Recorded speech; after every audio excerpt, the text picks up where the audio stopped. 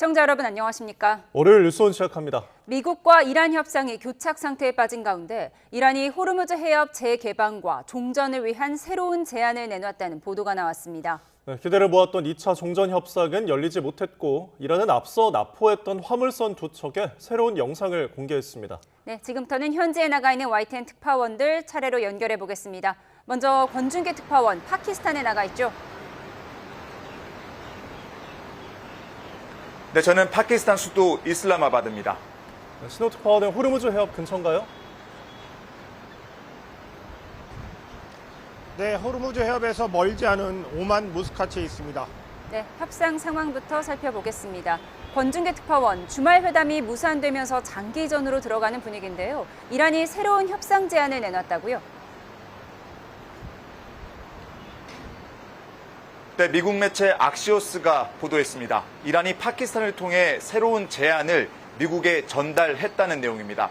눈에 띄는 점은 지금까지 이란은 회담 재개의 선결 조건으로 미국의 호르무즈 해협 봉쇄 해제를 요구해왔는데 이제 협상 테이블에서 호르무즈 문제를 다루자고 태도를 바꿨다는 겁니다.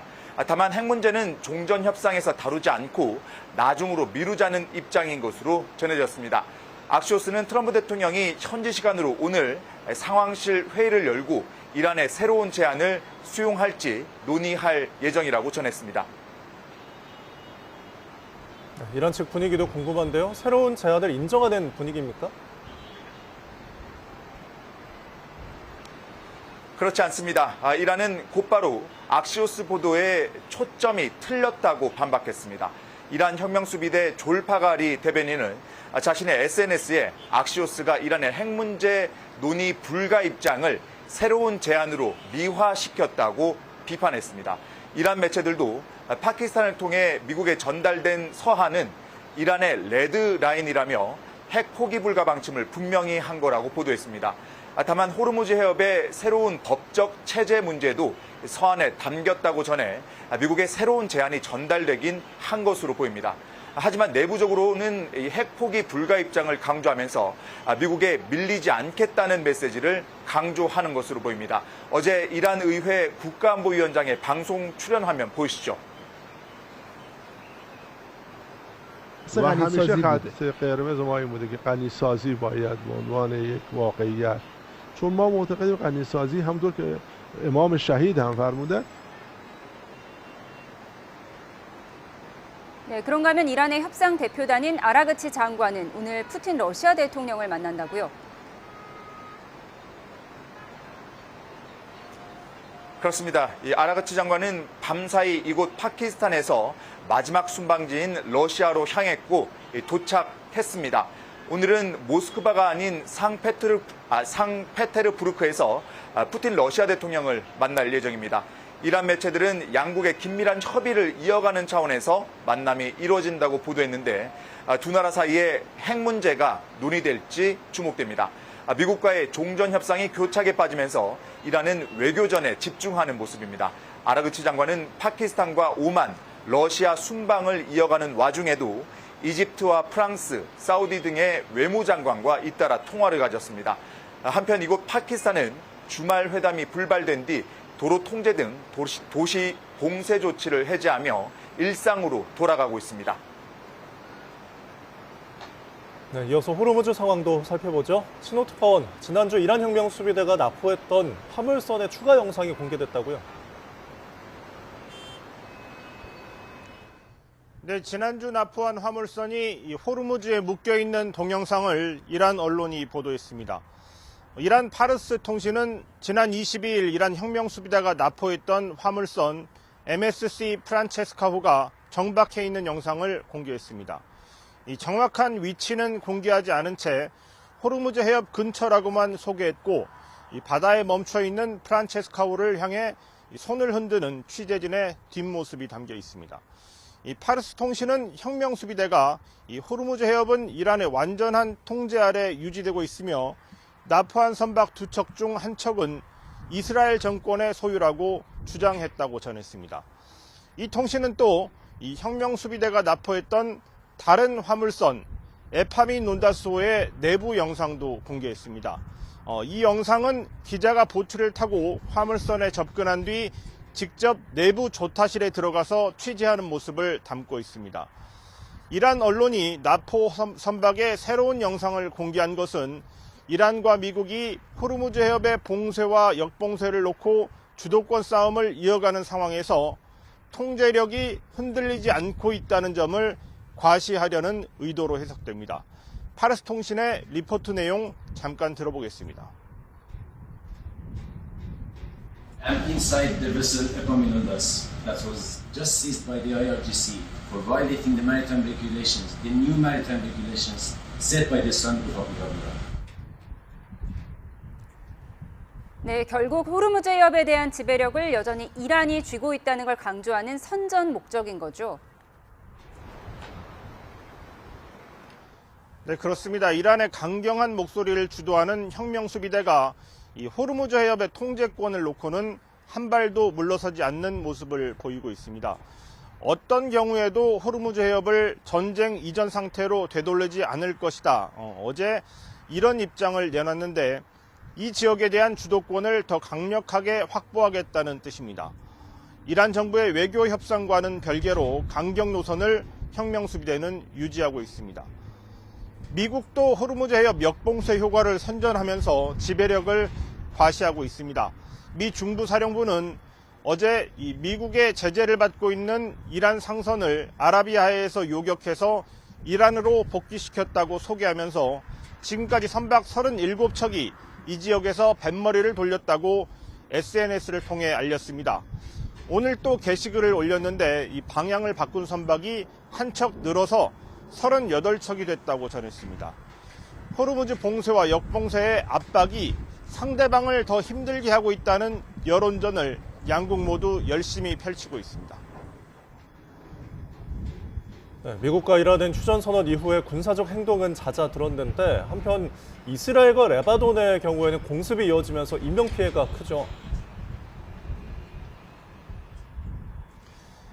네, 이스라엘이 레바논 헤즈볼라 소탕을 명분으로 이 레바논의 남부 지역을 계속해서 공격하고 있습니다. 헤즈볼라도 이스라엘의 드론 공격을 이어가면서 이 휴전이라는 말이 부끄럽게 됐습니다. 어제 이스라엘의 공습으로 14명이 숨지고 37명이 다쳤다고 레바논 보건부가 밝혔는데요. 이스라엘과 레바논의 휴전 발효 이후만 놓고 보면 하루 사망자 수로는 가장 많습니다. 지난 16일 휴전 이후 이스라엘의 공습으로 지금까지 최소 36명이 사망했습니다. 헤즈볼라도 레바논에 있는 이스라엘 군과 이스라엘 북부를 겨냥해서 드론을 발사했습니다. 이스라엘은 군인 1명이 숨지고 6명이 다쳤다고 발표했습니다. 이렇게 서로 휴전 위반을 주장하면서 공격을 재개하고 인명피해도 커지면서 트럼프 대통령의 지난주 이스라엘 레바논 3주 휴전 발표도 무색해지고 있습니다. 지금까지 권준기 신호특파원 연결해서 중동 상황 살펴봤습니다. 고맙습니다.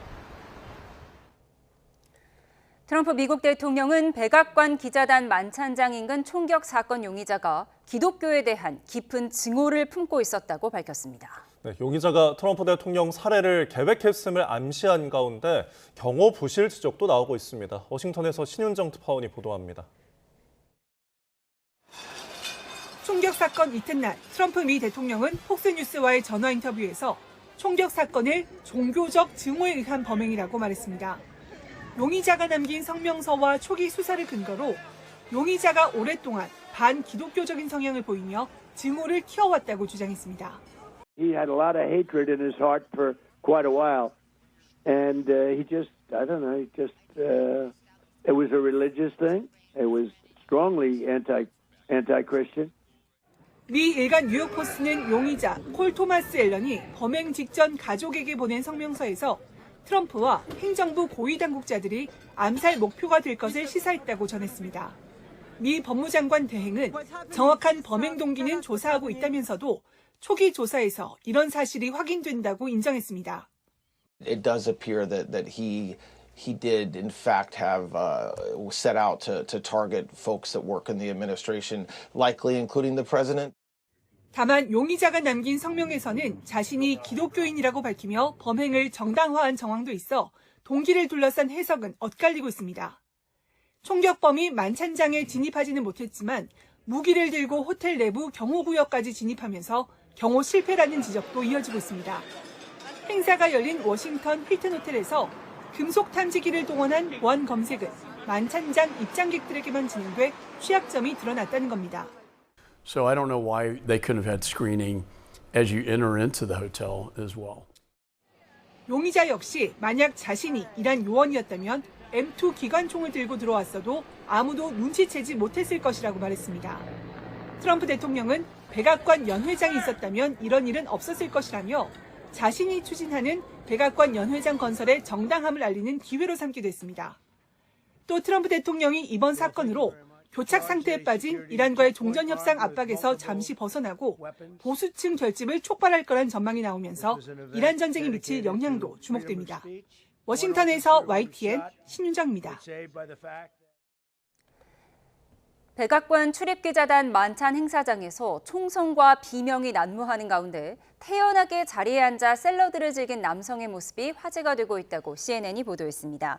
CNN 방송에 포착된 현장 영상을 보면 LA에 본사를 둔 연예 스포츠 에이전시인 CCA 소속 마이클 글렌츠 수석 에이전트는 워싱턴 DC 힐튼 호텔의 만찬장에서 총성이 울린 뒤 주변 사람들이 황급하게 테이블 아래로 몸을 숨길 때도 보시는 것처럼 자리에 그대로 앉아 있습니다. 트럼프 대통령이 행사장을 빠져나가고 무장한 요원들이 돌아다니는 등 만찬장이 아수라장이 된 와중에도 자리에 앉아 전체 요리로 나왔던 브라타 치즈 샐러드를 먹으며 주변을 둘러보기만 했습니다. 소셜미디어에는 글렌츠의 태연한 모습이 담긴 영상이 빠르게 퍼지며 샐러드맨이라는 별명까지 붙었습니다. 트럼프 대통령이 백악관 출입기자단 만찬장에서 발생한 총격 사건과 관련해 우리는 미친 세상에 살고 있다며 잇따른 암살 위협에 대한 입장을 밝혔습니다. 트럼프 대통령은 현지 시간 26일 CBS 방송과의 인터뷰에서 전날 밤 행사장 난입을 시도한 총격범에 대해 걱정하지 않았다며 자신은 삶을 이해한다고 담담한 반응을 보였습니다. 특히 총격범이 자신을 소아 성애자나 강간범으로 비하한 성명 내용이 인터뷰 도중 언급되자 진행자에게 수치스러운 줄 알라며 격하게 분노했습니다. 트럼프 미국 대통령이 백악관에 초호화 대형 연회장을 새로 만드는 공사를 시작했다가 논란 속에 일단 법원 결정으로 제동이 걸린 상태인데요. 네, 트럼프 대통령은 백악관 기자단 만찬장 총격이 바로 이 연회장이 없기 때문이라고 주장을 했는데 이어 미국 정부가 공사 반대 단체의 소송 취하를 압박하고 나섰습니다. 김종욱 기자입니다. 백악관 출입기자단 만찬장에 벌어진 총격에 급히 몸을 피한 트럼프 대통령.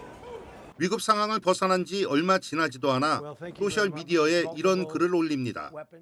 백악관에 최고 수준의 보안을 갖춘 연회장이 있었다면 이런 일은 절대 생기지 않았을 것이다. 아무리 빨리 지어도 모자란다. 곧이어 마치 기다렸다는 듯 법무부가 법원에서 발목 잡힌 백악관 연회장 건설 계획에 다시 시동을 겁니다. 공사 중단 소송을 낸 국가역사보존협회 변호인에게 소송 취하를 요구하는 서한을 보낸 겁니다. 브렛 슈메이트 차관보는 서한에서 전날 대통령 참석 만찬장 암살 시도를 언급하고 대통령이 참석하는 행사를 외부 시설에서 여는 건 중대한 보안 위험을 부른다고 주장했습니다. 이어 귀 단체의 소송은 대통령과 가족, 참모진을 심각한 위험에 빠뜨리고 있다며 암살 시도 사건을 계기로 이 소송의 무의미함을 깨닫고 즉각 취하하라고 요구했습니다. 소송을 취하하지 않으면 가처분 해제와 사건 기각을 추진하겠다는 방침도 밝혔습니다. 앞서 백악관은 지난해 10월 동관을 기습 철거하고 연회장 공사에 들어갔습니다. Right there you see all the trucks. They've just started construction of the new ballroom for the White House, which is something they've been trying to get, as you know, for about 150 years. 수용 인원이 200여 명에 그쳐 다양한 행사에 제약이 있던 동관을 허물고 1000명을 들일 수 있는 대형 연회장을 신축하겠다는 게 트럼프의 구상. 이에 백악관이 역사유산이라는 점을 들어 국가역사보존협회가 공사 중단 요구 소송을 냈고 법원은 의회 승인 없인 백악관의 건물을 지을 수 없다는 가처분 결정을 내렸습니다. 법무부는 법원에 항고했고 국가수도계획위원회는 연회장 신축 설계안을 승인했지만 건설 공사가 계속될진 불투명합니다. 특히 막대한 신축 비용을 전액 민간 기부금으로 충당할 예정이어서 기업들의 행정부 로비 수단이라는 대가성 논란이 일었습니다. YTN 김종우입니다. 미국과 이란의 2차 대면 협상 불발에도 코스피가 오늘 3% 가까이 올라 사상 처음 6,650선을 돌파했습니다. 코스피뿐만 아니라 코스닥도 상승하면서 우리 증시 전체 시가총액은 처음으로 6천조 원을 넘었습니다. 취재기자 연결해서 금융시장 상황 좀 더 자세히 알아보겠습니다. 유한홍 기자, 중동 상황에도 불구하고 코스피 상승세가 놀라웠는데요. 오늘 증시 상황 정리해 주시죠. 코스피가 장중에 3% 가까이 급등해 사상 처음 6,650선을 돌파하며 놀라운 상승세를 보였습니다. 오늘 코스피는 6,530선에서 출발해 6,610선에서 장을 마쳤습니다. 기관과 외국인이 동반 순매수를 했는데 기관의 순매수 규모는 1조 1천억 원을 넘었습니다. 오전 10시쯤 처음 6,600선을 밟았고 오후 1시 40분쯤 6,650선까지 넘어 사상 최고치를 경신했습니다. 개인은 홀로 순매도를 했는데 차익 실현에 나선 것으로 보입니다. 삼성전자와 SK하이닉스, 현대차 등 코스피 대장주들은 모두 상승세였습니다. 특히 SK하이닉스는 5% 이상 급등했습니다.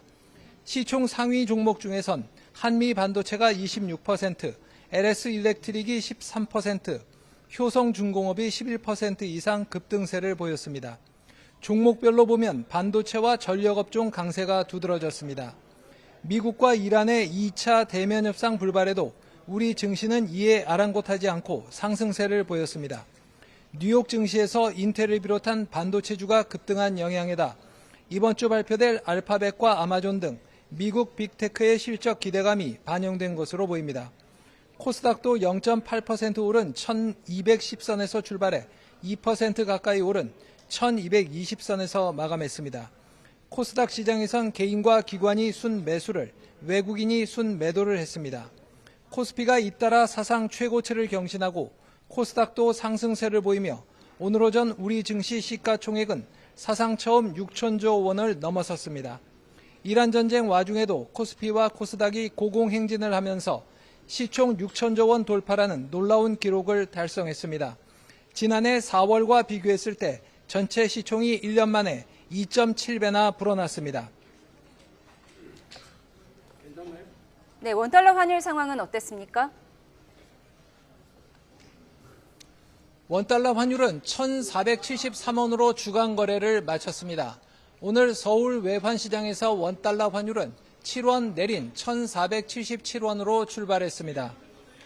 최근 원달러 환율은 호르무즈 해협을 둘러싼 긴장 고조로 1,480원대까지 올랐는데 오늘은 1,470원대로 내려왔습니다.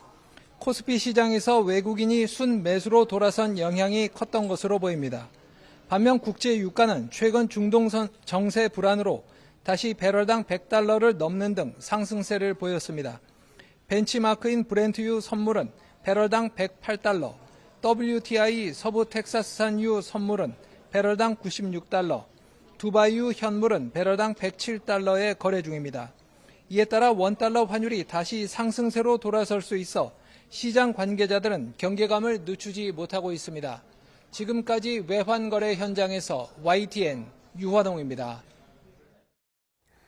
이란 사태로 산업의 쌀로 불리는 나프타의 품귀 현상이 빚어지며 시트지 업체들도 피해가 심각합니다. 네, 원료 공급난으로 공장의 제품 생산에 차질이 생기며 재고가 슬슬 비어가게 돼 납품에도 문제가 생기고 있습니다. 시트지 제조업체에 나간 취재기자 연결합니다. 정현우 기자. 네, 경기도 파주 시트지 제조업체에 나와 있습니다. 네, 그곳 시트지 제조업체 상황은 어떻습니까? 네, 벽이나 유리창에 붙이는 시트지 제조업체의 공장의 창고에 나와 있습니다. 보시면 저렇게 창고 가장 윗칸에 원래 있어야 할 제품들의 재고가 남아있지 않고 곳곳에도 절반 가까이 남지 않은 제품들이 보이고 있습니다.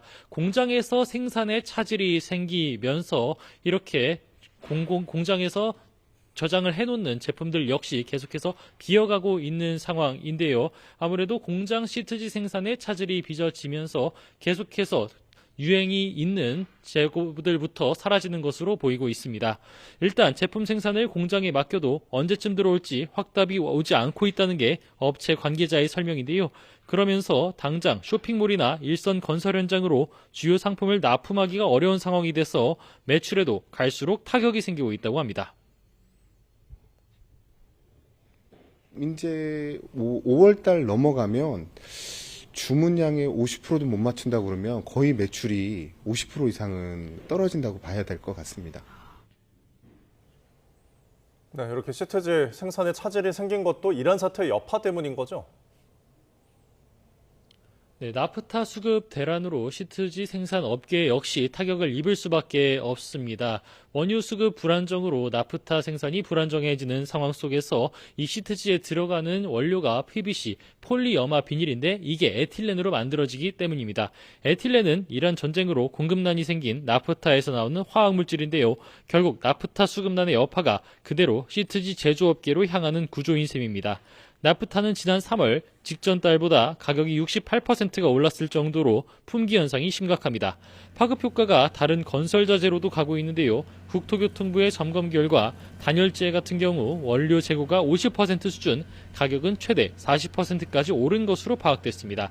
또 도로 포장에 쓰이는 아스콘의 공급은 지난달 전년 대비 70% 수준으로 떨어져서 가격이 최대 30% 올랐고 레미콘 혼화재도 가격이 30%까지 올랐습니다. 이에 각종 건설 자재를 수급받는 건설업계도 비용 상승과 품귀 현상에 휘청거릴 수밖에 없는데요. 이 같은 상황이 계속된다면 전체 공정이 멈추는 현장이 5월 중에 나올지도 모른다는 위기감이 나오고 있습니다. 지금까지 경기도 파주 시트지 제조업체에서 YTN 정현우입니다.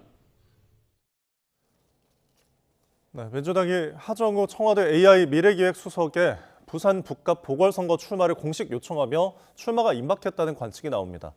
개혁신당 조응천 전 의원이 경기지사 출사표를 던지며 보수 진영 판 흔들기에 나선 가운데 문재인 전 대통령이 국회를 찾았습니다. 국회 취재기자 연결해서 자세히 들어보겠습니다. 강민경 기자. 네, 국회에 나와 있습니다. 네, 부산 북갑에 나설 민주당의 카드 하정우 청와대 수석 출마가 초읽기에 들어갔다고요? 네, 민주당 정청래 대표는 어제 하정우 청와대 AI 미래기획수석을 만나 국회의원 재보궐선거 출마를 공식 요청했다고 밝혔습니다. 신선하고 세상에 관심도 많은 착한 AI 천재다라고 하 수석을 추켜 세우며 몸값 높이기에 나섰습니다. 하 수석은 오늘 내일 사이 거취를 정할 걸로 보이는데요. 전재수 의원의 지역구인 부산 북갑에서 한동훈 전 국민의힘 대표와 펼칠 일전이 주목됩니다. 전은수 청와대 대변인도 출마 채비 준비 중인 걸로 알려졌습니다. 전 대변인은 강훈식 대통령 비서실장의 사퇴로 작년 6월부터 비어있는 충남 아산을 보궐선거 유력 후보로 거론됩니다. 민주당은 재보궐선거 공천에도 속도를 내고 있는데 전략공관위에 이어 오후 5시에 비공개 최고위원회의를 소집한 상태입니다. 평택과 하남 등 경기도에서부터 발표할 수 있다는 전망도 나오는데요. 이와 맞물려 이재명 대통령의 측근이자 경기 지역 공천을 희망하는 김용천 민주연구원 부원장의 공천 여부를 놓고 지도부가 막판 고심 중입니다. 정청래 지도부는 공천을 주긴 어렵지 않겠느냐는 쪽으로 가닥을 잡는 기류지만요. 김 전 부원장 역시 자신의 공천을 지지하는 국회의원 명단 60여 명의 이름을 발표하며 연일 압박을 이어가고 있어서요. 막판까지 줄다리기를 할 전망입니다. 보수 야권의 지선 공천 상황도 짚어보죠. 개혁신당 조응천 전 의원이 경기지사 도전장을 냈다고요? 네, 주말 사이 영남권 진용을 짠 국민의힘은 잠시 뒤 충북도지사 후보를 발표합니다. 현역 김영환 지사와 윤석열 전 대통령의 변호인인 윤갑근 변호사 가운데 승자가 결정이 되면 남은 건 3파전 경선이 진행 중인 경기지사뿐입니다. 다음 달 2일 국민의힘 경기지사 최종 후보가 결정되는데요. 그 사이 경기 남양주갑 재선 출신인 조응천 전 의원이 쉰밥과 탄밥 사이에 누군가는 쌀밥을 내놓아야 하지 않겠느냐며 개혁신당 소속으로 먼저 경기도에 출사표를 던졌습니다. 자신의 인지도와 특유의 중도 개혁 이미지를 기반으로 범보수 진영 외연을 선점해서 판을 흔들어 보겠다는 전략으로도 읽힙니다. 일찌감치 경기지사 공천장을 받고 광폭행보 중인 민주당 추미애 후보를 견제하기 위해 국민의힘과 개혁신당이 선거연대, 나아가 단일화까지 시도할지 관심이 쏠립니다. 네, 그리고 국회에 문재인 전 대통령 부부가 등장을 했다고요? 네, 문재인 전 대통령 부부는 작년에 이어 올해에도 국회에서 열린 4.27 판문점 선언 행사에 참석해 기념 행사를 했습니다. 김정은 북한 국무위원장을 향해서는 초심으로 돌아가 대화의 문을 열라고 촉구했고요. 이재명 정부에는 평화에 이어달리기를 새로 시작해달라고 당부했습니다. 기념식에 앞서서는 우원식 국회의장의 안내로 12.3 비상계엄과 관련된 장소를 둘러보는 이른바 다크 투어를 했습니다. 비상계엄 당시 계엄군이 본청에 진입하며 깨트린 유리창과 민주주의 최후의 보루는 대한민국 국회다라고 써진 상징석을 확인하는 시간 등을 가졌습니다. 한편 국민의힘은 정동영 통일부 장관의 구성 북한 핵시설 발언을 규탄하며 관련 현안 질의를 위한 국회 정보위를 소집했습니다.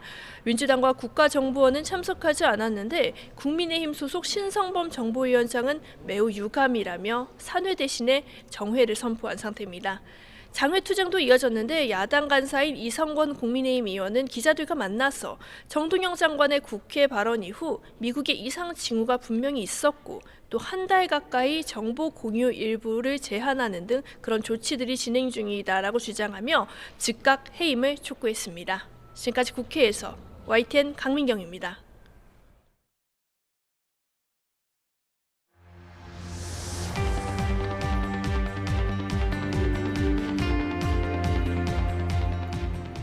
지난 2024년 7월 펜실베이니아 선거 유세 현장. 총알이 귓불을 관통해 피가 흐르는데도 주먹을 불끈 들어올리고 파이트를 외쳤던 이 장면. 그리고 불과 2달 뒤 트럼프 소유 골프장에 잠복하던 남성이 총구를 겨누기도 했죠. 지난 주말 백악관 출입기자 만찬장에서 벌어진 총격은 트럼프 대통령을 향한 세 번째 암살 시도입니다. 트럼프 대통령은 영향력 있는 사람들은 표적이 되는 법이라며 자신을 링컨에 비유하기도 했는데요. 이번 범행이 이란 전쟁과는 연관이 없고 자신을 물러서게 하지 못할 거라고 했습니다. 만찬장에서의 총성이 여론이 악화된 이란 전쟁에 어떤 영향을 줄지도 관심입니다. 관련 영상 보고 대담 시작합니다. President of the United States, Donald J. Trump, and First Lady Melania Trump. 행사가 무르익던 저녁 8시 반쯤 폭음이 울려 퍼집니다. 비밀 경호국 요원들은 급히 무대 위로 뛰어올려 트럼프 대통령 진뒤 대피시킵니다.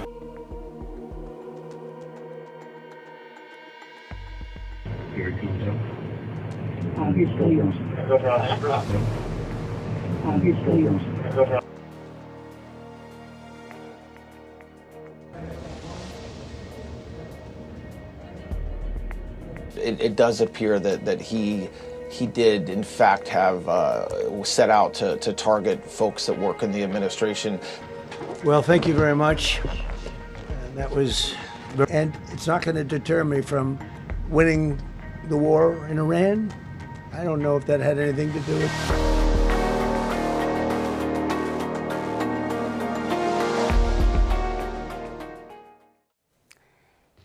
네, 오늘은 외교에 정통한 두 분 모셨습니다. 김병주 민주당 의원, 김대식 국민의힘 의원 두 분과 함께합니다. 어서 오십시오. 네, 반갑습니다.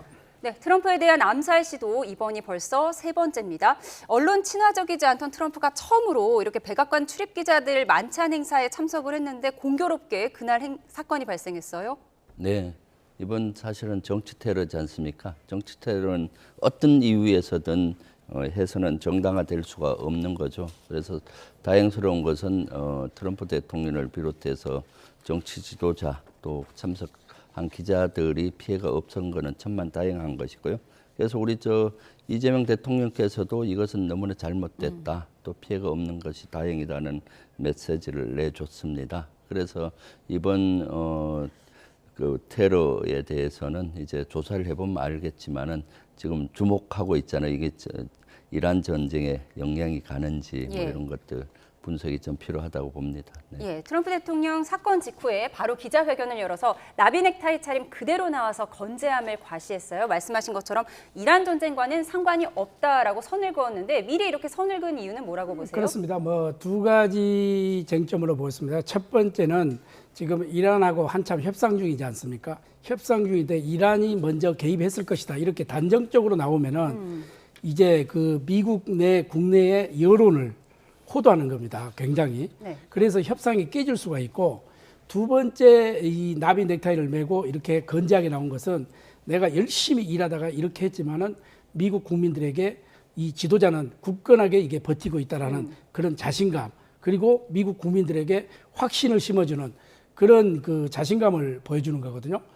그렇지만은 이번에 이 총격 사건 이런 부분 암살 이런 것은 굉장히 충격적입니다. 미국 사회라는 것은 원래 선거와 토론 그리고 언론의 자유와 민주주의를 선봉해온 나라가 아니겠습니까? 아까 우리 김병주 의원님께서도 말씀하셨다시피 이 테러는 어떠한 경우에도 민주주의에서 용납이 되어서는 안 된다.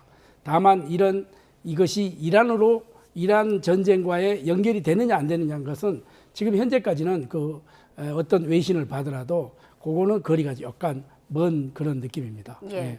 이번 총격 사건이 경호 실패라는 논란도 있었죠. 이에 대해서 트럼프 대통령은 총격범의 빠른 질주에 미국 프로풋볼 리그에서 그를 영입해야 할 정도로 빨랐다면서 농담으로 받아치기도 했는데요. 우선 들어보시죠. He ran 45 yards, they say, and he just went to it, and then boom, he popped through it. I mean, he ran like I think the NFL should sign him up. He was fast. 주요 인사들의 피신 장면 잠시 보실까요? 이렇게 벤스 부통령이 가장 먼저 무대 뒤쪽으로 피신했고요. 트럼프 대통령은 요원들과 함께 몸을 피하다가 넘어지기까지 했습니다.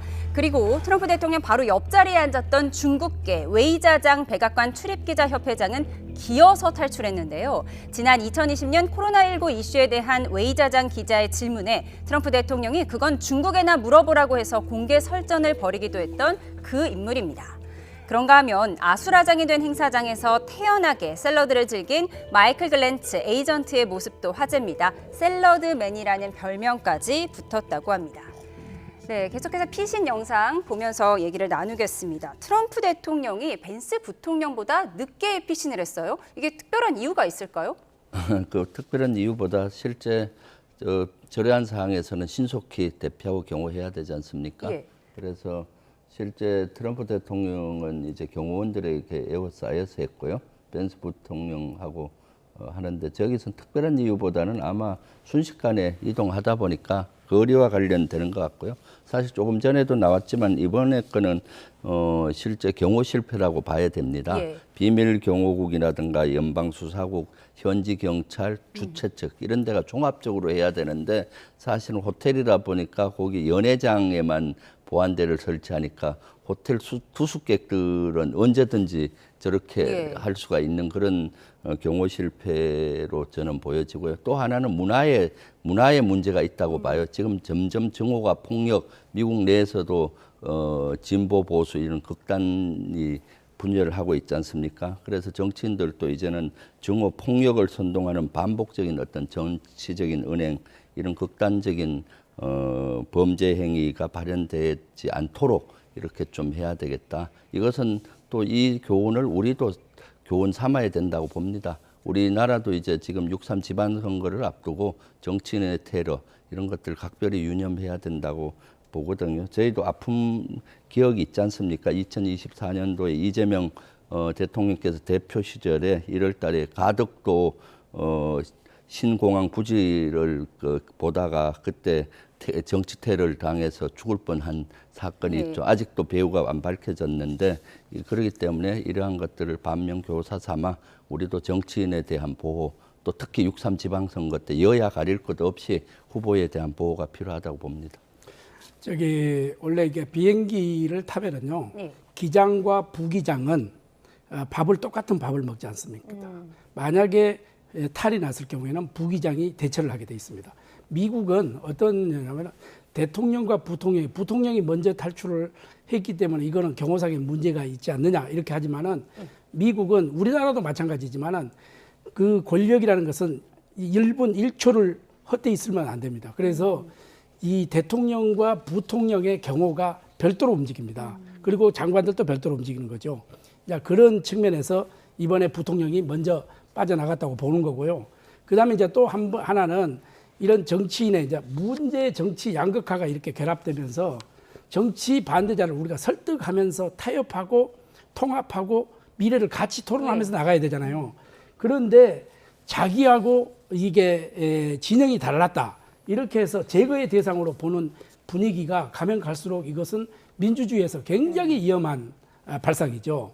아까도 말씀하셨지만은 어떤 경우를 막론하고 이 진영이 아무리 다르더라도 설득과 토론과 통합을 거쳐서 민주주의를 완성해야 되는데 이런 테러에 대거의 대상을 한다든지 이것은 우리가 6.3 지방선거를 앞두고 참 좋은 말씀하셨는데 절대 있어서는 안 되고 우리나라는 뭐 전 세계 어떤 나라보다 치안 문제 이런 것은 아주 잘 돼 있기 때문에 지난번에 그런 사건 이런 것은 굉장히 있어서도 안 되고 앞으로도 있어서는 안 될 일이죠. 예, 부통령이 대통령보다 먼저 탈출한 것은 경호 매뉴얼에 의한 것이지 그렇습니다. 이상한 건 아니다라고 분석을 해주셨어요. 저희가 힐튼 호텔 구조도를 좀 준비했는데요. 그래픽과 함께 보도록 하겠습니다. 용의자가 지하 1층 서빙용 카트 등을 보관하는 방에서 총기를 조립을 했다고 하고요. 그리고 검색대를 쏜살같이 지나고 총을 쏘면서 지하 2층 연회장으로 향해서 달려가다가 제압이 된 겁니다. 그래서 이 부분에서 경호 실패 아니냐 이런 논란이 있었는데 트럼프 대통령은 이 사람이 너무 빨라서 그랬다. 풋볼리그에서 스카우트 해갈 정도로 빠르기 때문에 경호대가 잠시 놓쳤던 것이지 나중에 진압에 성공했다라고 강조를 했어요. 네, 그것은 제가 경호는 1지대, 2지대, 3지대, 3중 경호를 합니다. 그러니까 저기에는 검색대 정도면은 한 우리로 얘기하면 집으로 얘기하면 울타리 정도거든요. 그리고 거기를 침범해서 저렇게 빨리 왔다는 거는 사실 검색대 말고 또 호텔 입구에서부터라든가 저런 데를 다 했었어야 되는 거죠. 그리고 지금 테러가 이번 한 번이 아니잖아요. 이번 세 번째지 않습니까? 그러면서 또 저런 정도로 했다는 것은 문제가 있는 거죠. 그런데 아마 좀 제한 사항은 있을 거예요. 힐튼 호텔이라는 호텔 특수성이 있는 거죠. 그럼에도 불구하고 제가 봤을 때는 저것은 경호의 실패로 보여지고요. 트럼프 대통령은 저렇게 쏜살같이 뛰어갔기 때문에 했다는 것은 경호 실패는 결국 백악관 내 조직 경호국의 실패로 보여지니까 그렇게 약간 엄한 것이 아닌가 보여지네요. 네. 저거를 참 저도 이제 경호 실패의 한 단면을 보여줬다 이렇게 보는데 사실상 미국이라는 나라가 어떤 나라입니까? 이 경호 문제 우리나라도 그렇지만은 경호한 것은 초특급의 이 무단 이런 그거를 유단자들이 지금 방어하고 있고 또 미국은 총기가 있기 때문에 언제든지 이게 거기에 대한 방어할 수 있는 특수 훈련을 받은 경호원들이 배치되어 있단 말이죠. 그런데 이게 쏜살같이 가는 이런 모습에서 지금 구멍이 뚫렸는데 힐튼 호텔을 가서 보면은요 굉장히 오래된 호텔입니다. 저 호텔이 워싱턴 DC에 있는데 거기 가서 보면은 호텔의 구조가 요즘 현대식으로 지어진 게 아니라 오래전에 지어졌기 때문에 굉장히 그 방어하는데 굉장히 문제가 있었을 거예요. 그래서 이제 트럼프 대통령이 이 백악관에 연회장을 지어야 된다 하는 것을 강력히 주장하는 그런 바도 아니겠어요? 저런 지금 이제 사전에도 이렇게 나오지만은 저렇게 많은 인파가 몰려서 이 경호를 하나하나 한다는 것은 여간 쉬운 일이 아니죠. 그럼에도 불구하고 전 세계를 지금 지휘하고 있는 미국의 대통령이 저런 경호를 뚫고 저런 그 사고가 일어났다는 것은 미국 그 경호 당국도 굉장히 실패로 봐야죠. 반면교사로 삼고 자기네들도 반성을 할 거는 해야죠. 두 분 말씀하신 것처럼 트럼프 대통령 최근 2년 동안 암살 시도를 3번이나 겪었는데요. 이번 사건이 현재 최저를 기록하고 있는 트럼프 지지율에도 영향을 미칠지 관심입니다. 영상으로 확인하시죠. 당시 대선 후보였던 트럼프가 연설을 시작한 지 5분 정도 지났을 때 And you know, that's a little bit old, that chart. That chart's a couple of months old. And if you want to really see something that's said, take a look at what happened.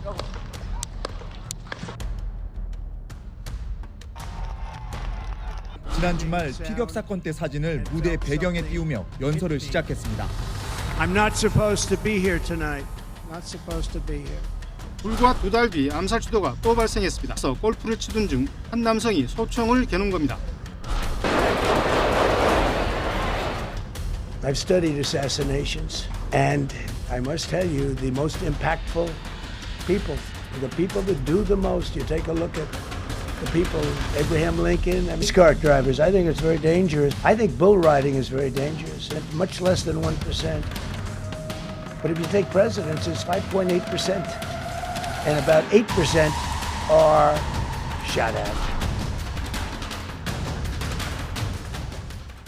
지금 화면 왼쪽으로 보신 지난 2024년 유세장 총격장에서 손을 번쩍 들어올리는 이 사진 한 장이 당시 대선 판도를 바꿨다는 분석이 많은데요. 실제 지지율 그래픽을 좀 보겠습니다. 총격 사건 전후에 바이든 전 대통령과의 지지율 격차가 2%포인트에서 5%포인트로 벌어진 걸 확인할 수 있었습니다. 그래서 이렇게 위기를 기회로 극복하는 경험이 많다 보니까 이번에도 지금 지지율이 굉장히 낮잖아요. 이 위기를 기회로 바꿀 것이다 이런 분석도 많아요. 어떻게 보세요? 지금 위기를 기회로 바꾸려고 지금 몸부림치는 것 같은데 효과는 미미할 것 같다라고 보입니다. 사실 저기 영상에 나오듯이 2024년 7월 13일 펜실베니아 유세장에서는 직접 총을 맞았고 예. 그런 상황에서도 피가 진짜 흘렀었죠. 피가 흐르면서도 의연하게 주먹을 불끈 뛰는 강인한 그 리더의 모습을 보였고 또 그때는 대선 국면이었습니다. 모두가 응집하는 기간이지 않습니까? 그래서 그때는 상당히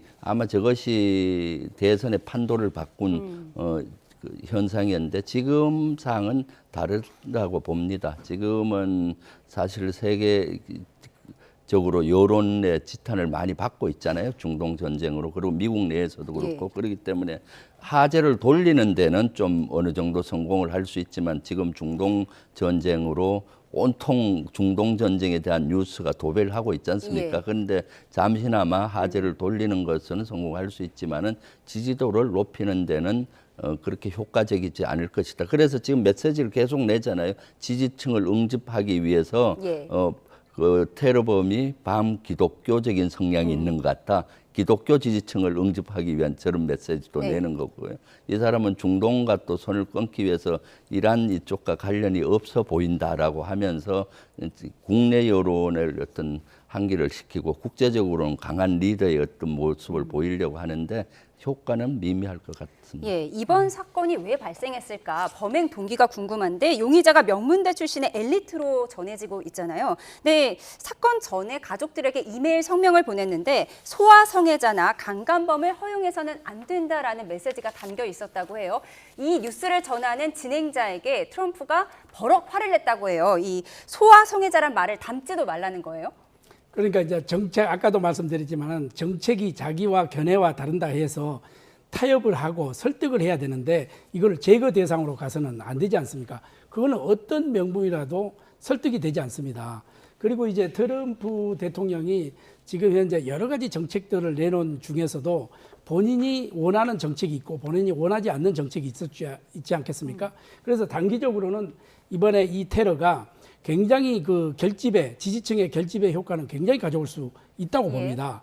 본인이 강한 이 생존자의 그 의미를 부여시키고 3번씩이나 그랬으니까 그리고 공격받는 지도자라는 그런 이미지 미국 사람의 문화를 조금 건드렸다 이렇게 생각을 합니다. 왜 그러냐면은 미국 사람들은 자기 지도자라든지 자국민이 또 공격을 받는다든지 자기 나라가 공격을 받으면은 모두가 이렇게 힘을 합하는 유나이트 스테이트 하는 이러한 입장이 강하거든요.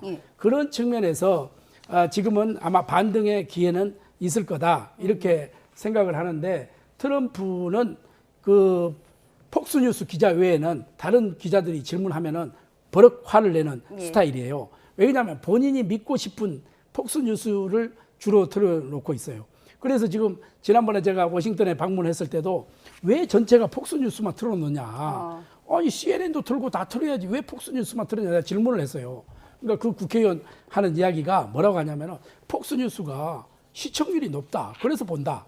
이런 답이었어요. 그렇듯이 이 트럼프는 자기의 생각, 자기의 주장, 자기의 방향성에 맞는 쪽으로 밀고 가기 때문에 그런 정책에 이 질문을 하는 기자에게 화를 냈지 않느냐. 네, CBS 기자라고 하더라고요. 예, CBS. 그러나 단기적으로는 저는 이 지지층 결집 효과는 분명히 있다 이렇게 보고 있습니다. 예, 소아 성애자를 허용하지 않겠다라는 용의자의 메시지는 아마도 앱스타인 파일을 언급한 것 같은데 트럼프 대통령이 상당히 불쾌감을 드러냈다고 합니다. 그런데 공교롭게도 이번 총격 사건이 벌어진 곳은 정확히 45년 전 로널드 레이건 당시 대통령의 암살 시도를 당했던 곳인데요. 당시 화면 함께 보시죠. 네, 레이건 대통령이 행사장 밖으로 나와서 차를 타려던 순간 갑자기 총소리와 함께 현장이 아수라장이 됩니다. 1981년 3월 30일 레이건 대통령에 대한 암살 시도 사건인데요. 공교롭게 45년 전 이 사건이 벌어진 것도 이번 만찬장 총격전이 벌어진 워싱턴 힐튼 호텔이었습니다. 검색대를 돌진해 통과한 총격법은 내가 만약 이란의 요원이었다면 M2 기관총을 들고 왔어도 눈치채지 못했을 것이라며 허술한 보안 체계를 비꼬았는데요. 외부 시설 보안 문제가 거론되자 트럼프 대통령은 앞서 법원이 제동을 건 6천억 원 비용의 백악관 연회장 건립을 다시 추진할 것으로 보입니다. I think it'll be the greatest ballroom anywhere in the world. It's its highest level. This is why we have to have all of the attributes of what we're planning at the White House. It's drone-proof, it's bulletproof glass. We need the ballroom. 네, 이번 사건이 벌어진 워싱턴 힐튼 호텔, 레이건 대통령이 과거 1981년에 암살 시도를 당했던 곳이네요. 예.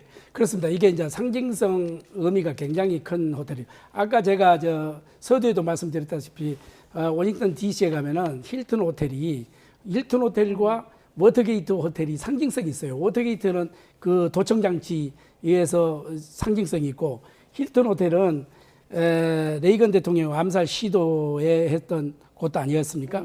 그래서 그게 상징성이 크다는 것은 뭐냐면은 레이건 대통령이 그 암살 시도 그 사건 이후에 굉장히 강한 지도자 그리고 위기를 이겨내는 이 대통령으로 자리매김이 됐거든요. 그래서 트럼프 대통령도 이번에 당연한 그 역사적 현장에서 나는 열심히 우리 미국을 위해서 일하다가 이렇게 당했다. 그리고 강한 이미지를 보여주고 정말 앞으로는 다시는 이런 일이 있어서는 안 되겠다는 그런 자국민에게 강한 메시지를 던진 거 아닙니까? 그렇지만은 조심해야 될 부분도 있다고 저는 생각합니다. 왜냐하면은 정치 지도자가 암살 지도를 겪었다는 그 사실을 정치적인 정당성이라든지 자동으로 얻는 것은 아니거든요. 민주주의에서 지도자에 대한 평가는 정책과 민생, 헌법 질서로 이게 준수로 저는 이어진다 보고 폭력은 단호히 이렇게 규탄하되 사건을 정치적 숭배나 진영 대결로 키우는 것은 미국을 떠나서 전 세계에서는 민주주의 국가에서는 있어서는 안 된다. 저는 이런 것을 이번 사건을 통해서 저는 반면교사로 우리가 삼아야 된다 이렇게 생각합니다. 예, 트럼프 대통령이 얼마 전에 거대한 패널을 들고 나와서 백악관에 연회장을 짓겠다, 6천억 원이 되는 연회장을 짓겠다 해서 전쟁 중에 웬 뚱딴지 같은 소리냐 했는데 이번에 힐튼 호텔 취약성이 드러나니까 이거 봐라, 백악관 연회장 필요하다 이렇게 주장하고 있어요. 네. 지금 법원이 제동을 건 상태잖아요. 그렇죠. 연회장 짓는 것은 아마 가능한 여론을 만들 것 같아요. 네. 왜냐하면 지금 힐튼 호텔에서 2번이나 테러가 일어났지 않습니까? 그 트럼프 대통령이 6천억 원, 4억 달러로 이제 백악관의 일부 건물을 부수고 거기 호화 연회장을 만들겠다고 해서 만드는 과정에서 사실 연방법원이 중지시켰어요. 왜냐하면 백악관 주인은 대통령이 아니다. 관리자다. 그렇기 때문에 중지시켰는데 저러한 테러에 노출이 됐기 때문에 아마 연회장을 지을 수 있는 여론은 만들어질 수 있을 거고 이것을 위기를 기회로 바꾸는 한 수로 쓰지 않을까 생각합니다. 네. 그래 연회장은 제가 볼 때는 우리 김영주 의원님 생각하고 저하고 같습니다. 연회장은 트럼프 생각대로 아마 지을 겁니다. 그 대신 내가 국가 돈은 쓰지 않겠다. 전부 도네이션을 받아서 하겠다. 이런 거지 않습니까? 미국은 이게 도네이션 사회가 아주 발달되어 있기 때문에 그런 그 분위기는 이번 기회로 충분히 저는 트럼프의 목적대로 달성할 수 있을 것이다 이렇게 봅니다. 연회장 얘기하니까 생각나는 게 윤석열 정권 때 대통령실을 청와대에서 용산으로 옮기고 연회장이 없었잖아요. 그래서 결국은 청와대 연회장을 썼어요. 지금 대통령실 이전하고 나니까 그 안에서 다 경호가 되지 않습니까? 그래서 연회장은 사실 저렇게 경호가 되는데 필요는 하다고 보여집니다. 예, 트럼프가 말하는 6천억 원짜리 연회장이 이번 사건을 계기로 지어질 수 있을지도 관심입니다. 그런데 심지어 범인도 조롱했을 만큼 미국 대통령이 참석한 행사에 보안이 너무도 허술한 탓에 때 아닌 음모론까지 나오고 있습니다. 한마디로 트럼프 대통령의 자작극이다라는 주장인데 어디에서 이런 주장이 나왔을까요? 네, 가장 먼저 치고 나온 건 이란 이슬람 혁명 수비대 산하의 준관영 타스님 통신인데요. 이번 사건은 트럼프의 갱스터 쇼라면서 자작극 의혹을 제기했죠. 이후에 SNS상에서는 각종 음모론도 퍼지고 있습니다. 뉴욕타임즈는 일부 SNS 사용자들이 별다른 증거를 제시하지 않은 채 근거 없는 음모론을 올리고 있다고 우려를 전했습니다. 트럼프 대통령이 이란 전쟁 관련 부정적 여론을 덮기 위해 사건을 꾸며냈다거나 용의자가 이스라엘과 연관돼 있다는 주장들입니다. 네, 저조한 여론조사 지지율이나 이란 전쟁 관련 부정적 여론을 덮기 위해서 사건을 꾸며냈다라는 주장까지 나오고 있습니다. 음모론이 판치고 있는데 이 부분 어떻게 해석하세요? 트럼프 지지층은 이번 사건을 아마 정치 폭력의 피해자 이렇게 생각하고 할 겁니다. 그렇지만 반대 진영에서는 이것이 조작 아니냐라고 얘기했죠. 그런 배경은 이란의 얘기도 있지만 트럼프 대통령이 나오자마자 기자회견을 해서 이것은 뭐 이란하고 관련성은 없는 것 같다 하면서 다 얘기를 하니까 이건 음모론이 아니냐라는 이런 건데, 저는 민주주의 사회에서는 폭력은 가장 위험한 거고 또 더 나쁜 것은 그 폭력 자체도 그렇지만은 그것을 음모론으로 치부하는 건 나쁘다고 봅니다. 이것은 수사를 기다려보고 해야 되는 것이지 지금 수사도 진행되지 않았는데 폭력을 음모론으로 이렇게 갖고 가는 건 안 맞거든요. 저는 음모론 저도 많이 당해봤거든요. 그 비상계엄 한다고 윤석열 정권 김용현 장관을 경호처장 임명할 때 비상계엄 한다 최초 경고했을 때 국민의힘과 얼마나 저를 음모론으로 몰았습니까? 그럼 하면은 뭔가 이유가 있겠거니 하고 이렇게 했으면 됐을 텐데, 그래서 음모론은 수사가 이루어지지 않는 상태에서는 바람직하지 않다라고 보입니다. 이게 근거 없는 음모론은 단호히 경계해야 합니다. 오늘 요즘 SNS가 발달되고 AI가 발달되다 보니까 이게 근거 없는 합성이라든지 이런 게 많이 나오잖아요. 그런데 이게 곧바로 조작이다, 뭐 배우가 어떤 조직이다 이렇게 하는 것은 수사 결과가 나오지 않는 상태에서 이야기한다는 자체는 적절치 않고요. 민주사회에서 가장 위험한 것이 뭐겠습니까? 폭력 그 자체 아니겠습니까? 그리고 가장 그 다음으로 위험한 것은 폭력을 음모론으로 소비하는 일이거든요. 이런 부분에서 저는 이번 이 사태를 보고 음모론은 저렇게 나올 수가 없는 상황 아니겠어요? 이거를 꼭 뭐 여러 군데에서 이렇게 나오는 건데 우리 국민들은 이게 음모론은 아니다 하고 확실하게 좀 알고 이 시청을 해야 될 것 같아요. 워낙 충격적인 사건이어서요. 음모론까지, 근거 없는 음모론까지 판치고 있다, 이 부분도 짚어봤습니다. 그런가 하면 트럼프는 주말에 이슬라마바드 방문을 취소한 직후에 오늘 이란으로부터 더 좋은 제안을 받았다고 밝혔는데요. 앞서 대면 협상에 연연하지 않겠다며 필요하면 전화를 하라고 했습니다. 들어보시죠. You know, it's a 17, 18-hour flight. By the time they get there, it's hours and hours and hours of flying. And I said, we're not doing this anymore. We have all the cards. If they want to talk, they can come to us or they can call us. Just explodes. And they say they only have about 3 days left before that happens. And when it explodes, you can never, regardless, you can never rebuild it the way it was. In other words, it will always be, if you rebuild it, it's hard to rebuild it all, but it would only be about 50%. 총격 이슈 때문에 전쟁 이슈가 잠시 묻혔는데 오늘 속보가 들어왔는데 이란으로부터 더 좋은 제안을 받았다. 트럼프 대통령이 이렇게 밝혔습니다. 네. 이란이 제시한 더 좋은 조건이 어떤 걸까요? 글쎄요, 얼마 전에 보니까 이란이 또 얘기한 게 아락치가 호르무즈 개방을 먼저 하고 종전을 한다. 그리고 나서 핵에 대한 것은 차후에 논의한다라는 거가 마지막 얘기인데 이건지는 모르겠어요. 그렇지만 트럼프 말은 곧대로 들을 필요는 없는 거고요. 지금 유리한 협상, 유리한 종전 조건, 그리고 종전 이후에 세계 질서를 미국이 주도하기 위해서 이것저것 지금 트럼프는 미치광이 전략으로 이 얘기했다 저 얘기했다 했거든요. 그렇기 때문에 너무 거기에 무게감을 둘 필요는 없다라고 보입니다. 트럼프 대통령은 미국이 우리가 역봉쇄 너무 잘해서 사흘이면 이란의 석유 저장 시설이 폭발할 수 있다. 그러니까 석유를 계속해서 내보내야 되는데 내보내질 못하니까 이 시설이 폭발할 수도 있다. 이렇게 주장을 하고 있거든요. 그렇습니다. 미국이 맘만 먹으면 그건 얼마든지 제거를 할 수 있다고 봅니다. 다만 지금 협상이 왜 저는 안 되느냐. 이렇게 보면은 제가 이제 직접 이란을 한번 갔다 왔는데 이란은 지도자들은 굉장히 검소하게 생각하는데 거기에 이중 구조로 돼 있어요. 혁명수비대라는 게 있습니다. 혁명수비대 이쪽이 상당히 문제거든요. 그래서 이란에 지금 현재 타협을 하고 협상할 수 있는 지도체제가 다 저는 무너졌다고 봅니다. 그렇기 때문에 지금 트럼프는 자신감을 가지고 이야기를 하는데 이 전쟁이 오래 가면 오래 갈수록 이란도 문제지만은 미국의 그 국내 여론이 또 문제거든요. 곧 11월에 또 중간 선거가 있고 이래서 이러지도 못하고 저러지도 못하는 진퇴양난 속에 지금 빠져들고 있지 않느냐 이렇게 보는데 일단 무력으로 할 수 있는 것은 미국에서 얼마든지 할 수 있다고 봅니다. 다만 지금 우리가 바라는 것은 하루빨리 협상이 진행이 돼서 빨리 평화가 와야죠. 그렇게 해야 세계 경제가 지금 다시 살아날 수 있는 그런 기회 아니겠습니까? 그런 측면에서 지금 현재 미국과 지금 이란의 협상이 지금 진퇴양난 쪽으로 이렇게 가고 있는 거예요.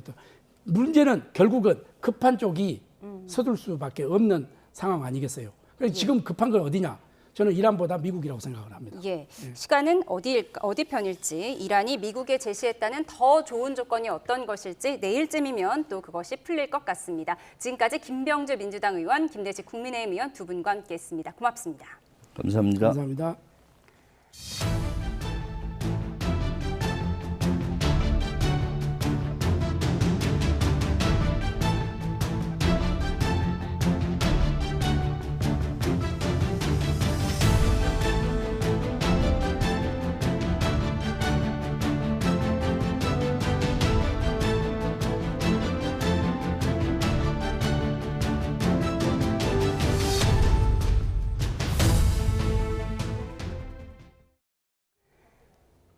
트럼프 대통령은 이번 백악관 만찬장 총격 사건까지 3차례 공개적인 암살 위협에 노출됐습니다. 단순한 우연으로 보기엔 이례적인데 그 배경을 짚어봤습니다. 김승환 기자가 보도합니다. 1865년 링컨 대통령은 남부 지지자에게 암살당했습니다. 미국 역사상 최초로 일어난 대통령 암살 사건이었습니다. 이후에도 미국 대통령은 늘 목숨 위협에 시달려왔지만 1981년 레이건 대통령 피격 이후 현직 대통령을 겨냥한 공격은 상대적으로 드문 편이었습니다. 그런데 트럼프 대통령은 대선 후보 지명을 앞둔 전직 대통령, 대선 후보, 현직 대통령 신분으로 불과 2년 사이 3차례나 암살 위협에 노출됐습니다. 트럼프 대통령은 이번 총격 사건 이후 열린 기자회견에서 암살 사건을 연구한 결과 가장 큰 업적을 남긴 사람들이 표적이 된다고 자랑스레 말했습니다. I think the most successful, the hottest country anywhere in the world. And we're going to do great things, but with that come risks. 하지만 트럼프는 강한 지지만큼 극단적인 반감까지 동시에 불러일으키는 인물이라는 점에서 개인의 분노가 집중되는 상징적 타깃이 됐다는 분석입니다. 미국 사회의 갈등과 분열을 응축한 존재로서 공격이 반복된다는 겁니다. 유독 트럼프 대통령이 이런 일이 많은 건 사실 본인에게도 일부 책임이 있습니다. 항상 적을 만들고 적대감, 갈등, 분열 이런 걸 통해서 정치적 이해관계를 관철시켜온. 실제로 트럼프를 겨냥한 사건들은 조직적 테러라기보다 개인적 불만과 정치적 반감이 결합한 단독 범행으로 분류되는 경우가 많습니다. 2024년 7월 펜실베이니아 유세장 총격 사건은 범인이 현장 사살돼 끝내 명확한 동기가 확인되지 않았지만 조직적 범행 연관성 역시 발견되지 않았습니다. 2024년 9월 플로리다 골프장 암살 시도범은 트럼프의 재당선을 막기 위한 의도로 준비한 것으로 조사됐습니다. 이번 백악관 만찬장 총격 사건은 명확한 동기가 아직 확인되지 않았지만 범인이 남긴 성명엔 사실상 트럼프에 대한 반감을 드러낸 내용이 등장합니다. 미국의 그 이미지를 갖다 추락시키고 있고 이념적으로 이렇게 분열시키는 역할을 계속 하다 보니까 은둔하고 있던 이런 상태에서 아마 이제 확정 편집으로 이런 또 암살 시도를 했지 않을까. 결국 트럼프를 향한 공격은 한 개인의 문제일 뿐 아니라 극단으로 치닫는 미국 정치의 단면을 보여준다는 분석입니다. YTN 김승환입니다. 백악관 출입기자협회 만찬 행사에서 발생한 총격 사건을 계기로 대통령과 부통령이 한자리에 모이는 관행을 재검토해야 한다는 지적이 제기됐습니다. 마이클 맥콜 공화당 하원 의원은 CNN 인터뷰에서 당시 행사장에 트럼프 대통령과 함께 JD 벤스 부통령, 마이크 존슨 하원 의장이 함께 있었다는 사실을 언급하면서 대통령 승계 서열 문제를 생각해야 한다고 지적했습니다. 맥콜 의원은 만약 폭발물이 터졌다면 대통령과 부통령, 하원 의장이 모두 위험에 처할 수 있었는데 비밀 경호국이 이 같은 문제를 재검토할 필요가 있다고 강조했습니다. 이란과의 종전 협상이 지지부진한 가운데 트럼프 대통령과 참모진이 있던 만찬장에서 총성이 울렸습니다. 급박했던 당시 상황 화면으로 함께 보시죠. 워싱턴 DC에 위치한 힐튼 호텔에서 백악관 출입기자단 만찬이 진행됐죠. 트럼프 대통령은 집권 1, 2기 통틀어서 처음으로 이 자리에 참석했는데요. 국가 연주 등 행사가 진행되고 분위기가 무르익던 순간 이 사건이 발생한 겁니다. 갑자기 만찬장 내부가 심각해지고 혼란에 빠졌습니다. 바로 총성이 들렸기 때문인데요.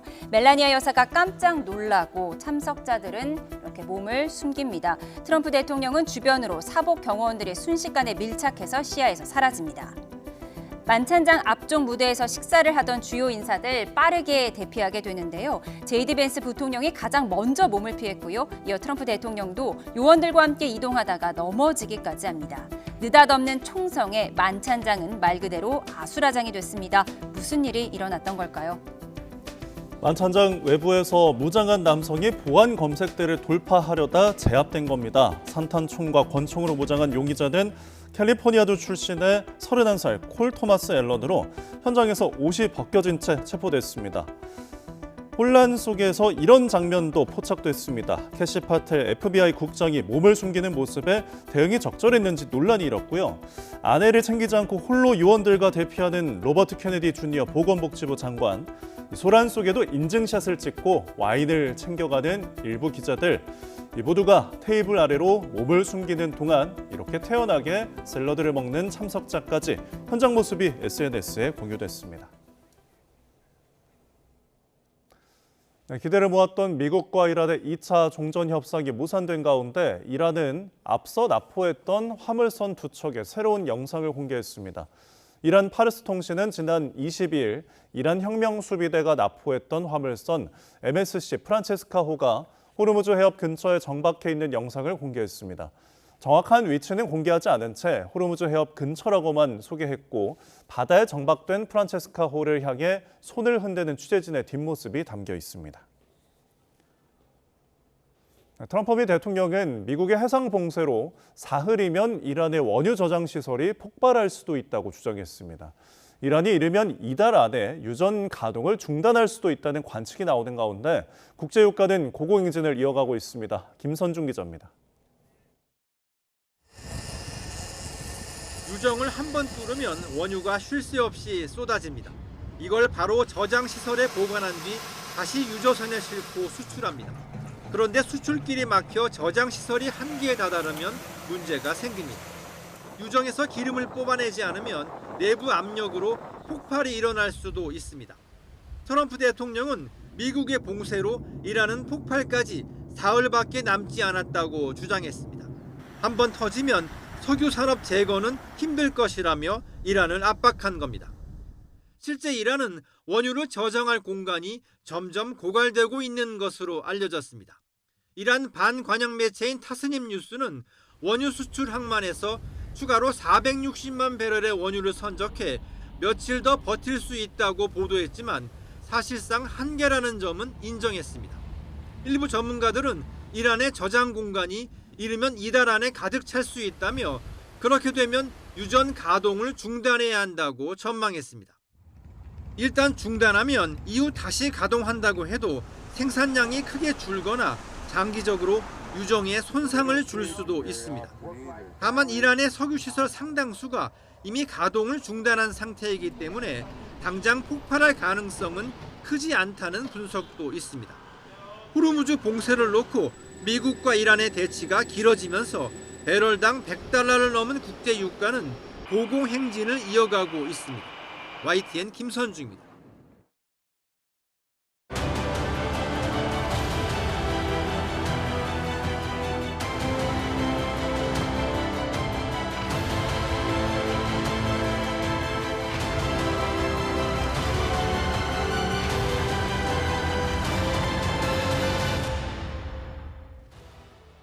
미국과 이란이 종전 협상의 핵심 쟁점을 두고 이견을 좁히지 못하면서 호르무즈 해협을 둘러싼 양측의 대치가 길어지고 있습니다. 이란은 이웃 중동 국가들에 이어 러시아까지 만나며 전방위 외교전에 나섰는데 돌파구가 될 수 있을지 문성묵 한국국가전략연구원 통일전략센터장과 함께 분석해 보겠습니다. 어서 오십시오. 어서 오십시오. 네, 안녕하십니까? 네, 트럼프 대통령이 스마트맨, 영리한 사람이라고 했던 이란 아라그치 외무장관의 움직임이 굉장히 활발합니다. 파키스탄 갔다가 오만 갔다가 또 러시아를 갔어요. 그러니까 지금 이란은 어쨌든 미국과 협상은 없다. 이런 얘기 아닙니까? 그리고 이제 미국이 봉쇄를 풀어라. 그게 이제 협상이 가능한 것이다. 또 위협도 하지 마라. 그래서 이란 입장에서는 우리는 협상이 급하지 않고 연연하지 않고 오히려 미국이 양보를 해야 된다라는 요구를 하고 있지만 말은 그렇게 하면서 한 행보는 상당히 협상을 염두에 둔 그런 행보가 아닐까라는 생각이 드는데 결국은 파키스탄을 아라그치 장관이 2번을 갔어요. 그러니까 처음 도착했잖아요. 도착하고 이란의 안을 전달하고 그리고 아마 파키스탄으로부터 미국 측 안을 받은 것 같아요. 그래가지고 그거를 아라그치 장관은 지금 3개국 순방 계획이 돼 있었으니까 일단 아라그치 장관은 오만을 가야 되잖아요. 파키스탄 갔다가 이제 오만을 가야 되는데 이란 대표단은 테헤란으로 돌아가야 되거든요. 테헤란 내부에서 논의를 해야 되니까. 그러니까 이란 대표단은 테헤란에서 타고 간 비행기를 타고 테헤란으로 돌아가고 그리고 아라그치 장관은 아심 무니르 파키스탄 육군 장관 전용기를 타고 오만을 방문을 하고 그리고 다시 아라그치가 다시 파키스탄을 또 갔어요. 그리고 이제 거기서 테헤란에서 온 그 대표단과 합류하고 다시 헤어져서 이제 다시 이제 러시아로 이제 간 거거든요. 그러니까 어쨌든 아라그치 장관 이란 측 행보가 굉장히 분주하게 움직이고 있는데 이것은 아마 저는 그렇게 생각이 들어요.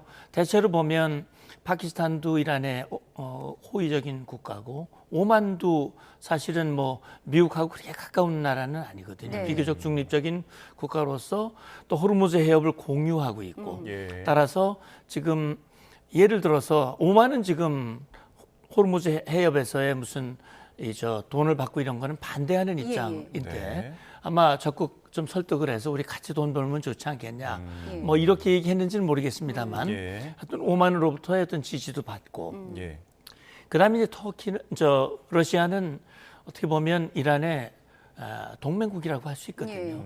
그러니까 그동안 뭐 이란과 러시아는 뭐 한 몸으로 특히 반미 반서방 연대의 대표적인 나라들이잖아요. 그리고 러시아가 우크라이나를 침공하고 벌써 4년이 지났는데 그동안 대부분 이란의 그 샤헤드 드론을 러시아로 수출하고 그걸 가지고 우크라이나를 주로 공격을 많이 했거든요. 우크라이나가 이제 그걸 많이 당하면서 우크라이나가 이제 그 대드론 그런 역량을 구비하고 그 역량을 가지고 중동에는 UAE라든지 이런 나라의 그 역량을 전수하기 위해서 최근에 그 우크라이나 대통령이 움직이는 젤렌스키 대통령의 움직임을 볼 수 있는데 저는 이 대목에서 이제 러시아를 주목을 해보는데 그 러시아가 이란과 동맹이면 이란의 역량이 공고해야 사실은 좋은데 이란이 미국 이스라엘 연합군으로부터 많은 타격을 받고 날개가 꺾인 상황이거든요. 그러면 굉장히 안 좋아야 되는데 역설적으로 이번 전쟁에서 가장 많은 수혜를 입은 국가가 어디일까라고 따져보면 러시아다 이런 평가들이 있어요. 왜 그럴까? 러시아는 그동안 우크라이나 침공으로 제재받던 그 원유 가격을 다시 풀어가지고 이제 경제적인 이익을 받았고 두 번째는 사실 러시아가 우크라이나를 침공한 거는 그 명분이 나토의 동진 때문이었습니다. 강력한 나토가 동진하면 러시아의 위협이 된다.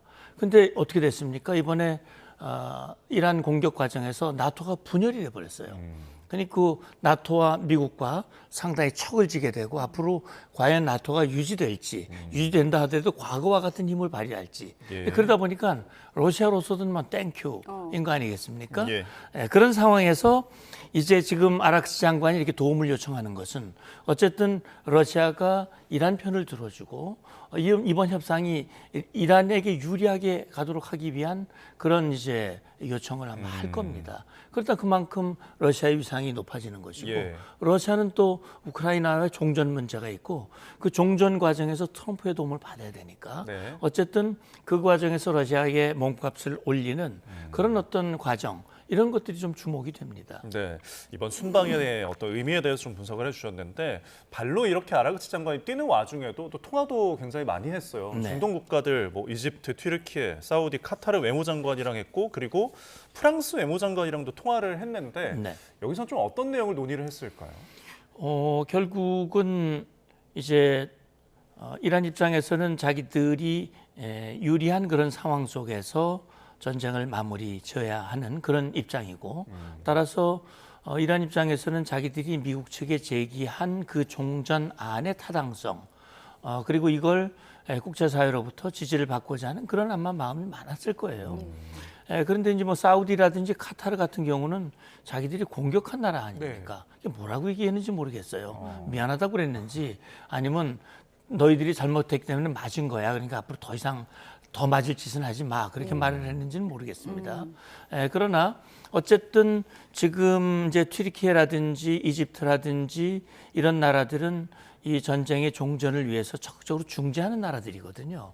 그러니까 이런 그 자기들의 입장을 지지받고 그렇게 해서 또 그들이 미국에게 설득을 해서 그런 방향으로 가도록 하기 위한 그런 외교적 노력을 적극적으로 하고 있는데 과연 그런 노력이 얼마나 효과가 있을는지는 좀 지켜봐야 될 것 같습니다. 앞서 말씀하신 것처럼 아라그치 외무장관이 파키스탄에서 오만으로 갈 때 이란 국적기가 아닌 무니르 파키스탄 총사령관의 전용기를 빌려 타고 갔어요. 무니르 총사령관은 트럼프 대통령이 판타스틱했다고 했던 인물이고 이 인물이 이란 외무장관 영리한맨, 스마트맨이라고 칭송했던 외무장관에게 전용기를 빌려준 건데 이거 상당히 이례적인 거 아닌가요? 그럼요. 그런데 이제 파키스탄 입장에서는 굉장히 지금 이 중재의 사활을 걸고 있는 것 같습니다. 왜냐하면 파키스탄이라는 나라 자체가 지금 경제적으로 굉장히 어렵고 그 어려운 경제 상황에서 지금 유가가 올라가고 중동 상황이 저렇게 불안하게 전개되는 것은 파키스탄에게는 굉장히 불리한 상황이거든요.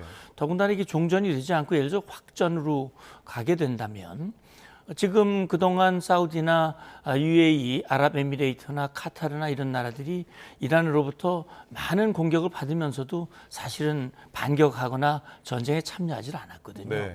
왜냐하면 그건 확전을 방지하기 위해서 확전하게 되면 뭐 걷잡을 수 없는 상황이 되기 때문에 그렇게 한 거란 말이죠. 그런데 예를 들어서 사우디 같은 경우는 이란과 중동의 경쟁자란 말이죠. 패권을 지금 다투는 그런 나라인데 지금 파키스탄은 이란과도 좋은 관계를 맺고 있죠. 그 접경을 하고 있고 사실 국민의 상당수가 시아파 그런 국민들이기 때문에 이란과의 좋은 관계를 맺고 있지만 사우디와는 안보 조약을 맺고 있어요. 그렇기 때문에 만약에 전쟁이 확전이 돼서 사우디가 이란과의 공격에 참전한다면 파키스탄은 사우디 편에 써가지고 이란을 공격을 해야 되거든요. 이거 굉장히 그 어려운 상황이고 경제적으로도 힘든 상황에서 이렇게 안보 상황이 악화되면 이건 뭐 파키스탄으로서는 굉장히 지금 인도와도 지금 굉장히 긴장 관계에 있는데 그렇기 때문에 파키스탄으로서는 이게 잘 되기를 원하고 그러다 보니까는 아라그치 장관의 그 편의를 최대한 봐주는 그렇게 해서 이란이 파키스탄의 중재에 적극 동조해주고 그렇게 해서 이 중재가 성공한다면 파키스탄으로서는 또 중동 평화의 중심적인 역할을 했다는 그런 또 의미도 있고 또 미국이 굉장히 파키스탄을 평가하고 있기 때문에 아마 좋은 입지가 될 수 있다는 그런 기대감도 있을 겁니다. 네, 여러모로 파키스탄의 노력들을 좀 짚어봤는데 지금 이 협상과 관련해서 새로 전해진 소식이 악시오스의 이제 보도긴 한데, 그러니까 이란이 선종전 그리고 후 핵 협상하자라는 것을 이제 제안했다는 거예요. 그런데 트럼프 대통령 입장에서는 결국 핵 때문에 시작을 했기 때문에 이 핵이 해결되지 않으면 종전할 수 없는 거 아닙니까? 트럼프 대통령이 조금 전이죠. 그렇게 오랜 시간이 아닌 것 같은데 속보에도 나왔습니다만 이란이 핵무기를 가지려 한다면 핵무기를 보유하고자 하는 이란과는 협상할 이유가 없다. 네. 이제 그렇게 얘기를 했거든요. 그러니까 핵과 관련한, 다시 말하면 미국이 요구하는 비핵화를 하겠다는 결심이 서야 내가 협상에 임할 수 있다라고 하는 얘기거든요. 그렇기 때문에 지금 이란 측의 제안은 그런 거 아닙니까? 호르무즈 해협 풀고 그다음에 종전 선언하고 그리고 핵 문제는 나중에 얘기하자. 네. 이 얘기는 2월 28일 이전으로 돌아가자 하는 얘기거든요. 근데 앵커께서 말씀하신 대로 2월 18일 이전 상황은 이란의 핵 문제가 굉장히 위험한, 다시 말하면 미국 입장에서는 이대로 놔두면 이란은 곧 핵폭탄을 가지게 된다. 이건 뭐 트럼프 대통령 말 그대로 표현하면 미친 사람이 핵을 가지게 되면 이건 엄청난 위협이다. 라고 하는 그 상황으로 돌아가는 거기 때문에 그렇게 되면 트럼프로서는 전쟁 왜 했는데 국제사회를 고통스럽게 빠뜨리고 왜 그렇게 했는데 라는 그런 상황에 아주 불리한 상황에 처할 수밖에 없기 때문에 아마 그거는 미국으로서는 수용할 수가 없는 것일 거고요.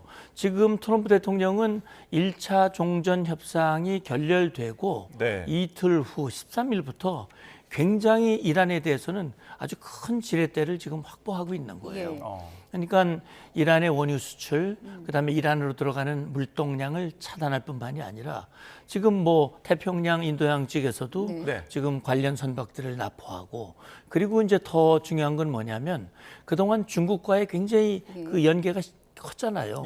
사실 다시 말하면 국제사회의 제재를 피해서 이란이 거래하는 것들을 사실은 좀 눈 감아줬거든요.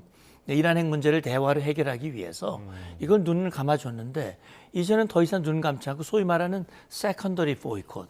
그러니까 이란과 협조하는 정유사, 선박 회사를 다 지금 제재를 지금 가하고 있으니까 지금 중국도 이제 힘들어지는 거고 이란도 힘들어지는 거고 지금 그런 상황에서 이란이 뭐 그렇게 종전안을 제안한 거를 트럼프가 덥석 받기는 지금으로서는 아마 좀 어렵지 않을까 하는 생각이 듭니다.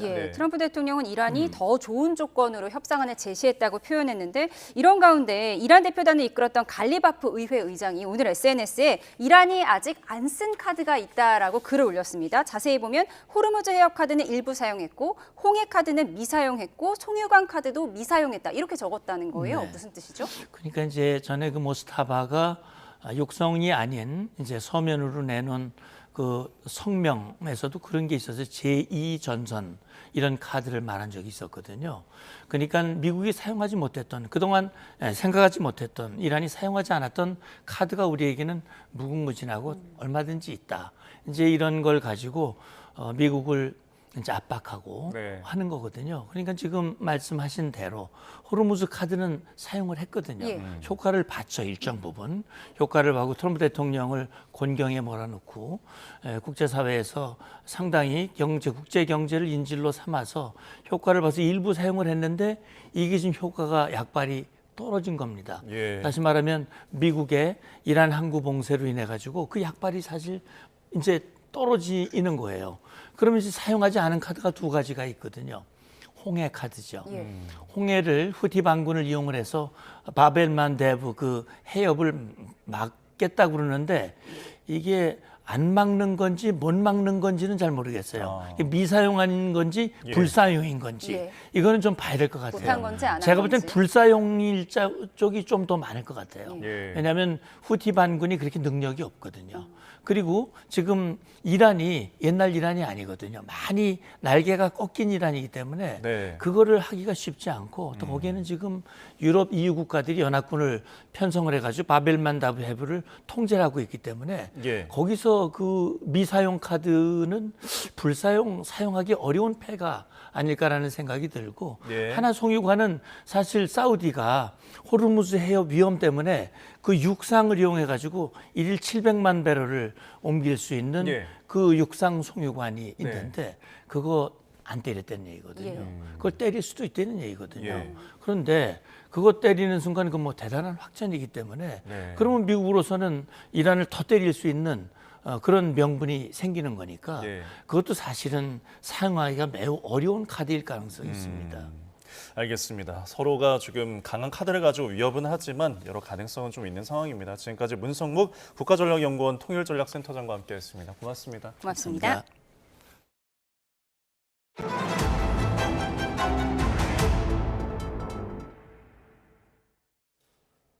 윤석열 전 대통령의 내란 우두머리 혐의 항소심 재판이 오늘 시작됐습니다. 배우자 김건희 씨의 주가 조작 등 혐의 항소심은 내일 선고 공판이 예정돼 있는데요.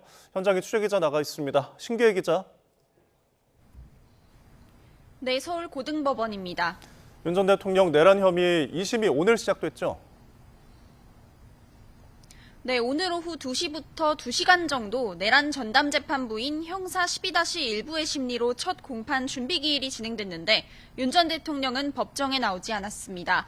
특검과 윤 전 대통령 양측은 서로 1심 판결에 대한 반박 의견을 내놓으며 입증 계획을 설명했습니다.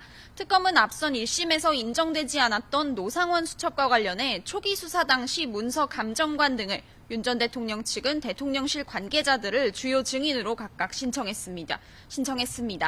윤 전 대통령 측은 자신들이 위헌재청을 신청한 내란 전담 재판부법에 따라 구성된 재판부에서 심리를 받는 것에 문제도 제기했는데요. 이 위헌재청을 받아들여야 한다고 재판부에 촉구하기도 했습니다. 특검과 일부 피고인들은 향후 첫 공판 기일에서 PPT를 이용해 항소 요지를 밝히겠다고 요청했는데 재판부는 다음 달 7일 두 번째 준비 기일을 열어서 앞으로의 일정을 확정한다는 계획입니다. 앞서 윤 전 대통령은 내란 우두머리 혐의로 1심에서 무기징역을 선고받았습니다. 당시 재판부는 윤 전 대통령의 혐의 대부분을 유죄로 보면서도 특검이 제시했던 노상원 수첩 관련 주장은 받아들이지 않았습니다. 내란에 가담한 혐의로 별도로 기소된 박성재 전 법무부 장관에 대해서는 오전부터 결심 공판이 진행되고 있습니다. 네, 그리고 내일은 김건희 씨의 항소심 선고가 예정돼 있죠? 네, 내일 오후 3시에 열리는데요. 법원이 중계방송을 허가해서 1심 때와 마찬가지로 선고 내용이 실시간으로 전해질 예정입니다. 김건희 씨의 혐의는 크게 주가 조작, 통일교 청탁, 무상 여론조사까지 3가지입니다. 1심에서 유죄가 나온 건 통일교 청탁 혐의의 일부분으로 이 부분에 대해 징역 1년 8개월이 선고됐었습니다. 특검은 1심과 마찬가지로 김 씨에게 징역 15년을 구형한 상태입니다.